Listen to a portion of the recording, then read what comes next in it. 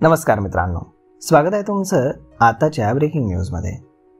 मित्रांनो, पुरंदर येथील प्रस्तावित आंतरराष्ट्रीय विमानतळाच्या भूसंपादनाला 2 वर्षे विलंब झाला असला तरी या परिसरामध्ये जमीन खरेदी विक्रीच्या व्यवहारांमध्ये प्रचंड वाढ झालेली आहे।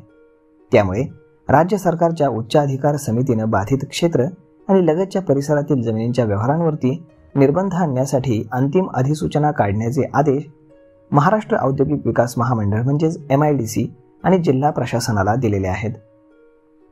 विमानतळ प्रकल्पाबाबत सोमवारी मुख्य सचिवांच्या अध्यक्षतेखाली उच्चाधिकार समितीची बैठक पार पडली। या बैठकीमध्ये प्रकल्पासाठीच्या भूसंपादन कार्यपद्धतीबाबत सूचना करण्यात आल्या। गेल्या 2 वर्षांमध्ये प्रकल्प क्षेत्राच्या परिसरामध्ये मोठ्या प्रमाणामध्ये खरेदी विक्रीचे व्यवहार झाल्याचं पुरंदर विभागाच्या उपविभागीय अधिकाऱ्यांनी यावेळेस निदर्शनास आणून दिलं। त्यानंतर उच्चाधिकार समितीने तातडीने अंतिम अधिसूचना काढून खरेदी विक्रीच्या व्यवहारांवरती निर्बंध आणण्यासाठी सूचना केल्या असल्याचं एका वरिष्ठ अधिकाऱ्यांनी सांगितलंय। भूसंपादनासंदर्भामध्ये अधिसूचना निघाल्यानंतर जिल्हा प्रशासनाकडून पुरंदर तालुक्यातील वनपुरी, पारगाव मेमाने, कुंभार वळण, एकतपूर, उदाचीवाडी, मुंजवाडी, खानवडी या गावांची 4 टप्प्यांमध्ये विभागणी करून 4 महसूल अधिकारी भूसंपादनासाठी नियुक्त करण्यात येणार आहेत। त्यानुसार सर्व प्रक्रिया पूर्ण करून अंतिम मोजणीसाठी अक्षांश आणि रेखांश निश्चित करण्यात येणार आहेत। त्यासाठी MIDC खाजगी संस्था नियुक्त करून वेगाने कार्यवाही करणार असल्याचे जिल्हाधिकारी जितेंद्र डुडी यांनी स्पष्ट केले।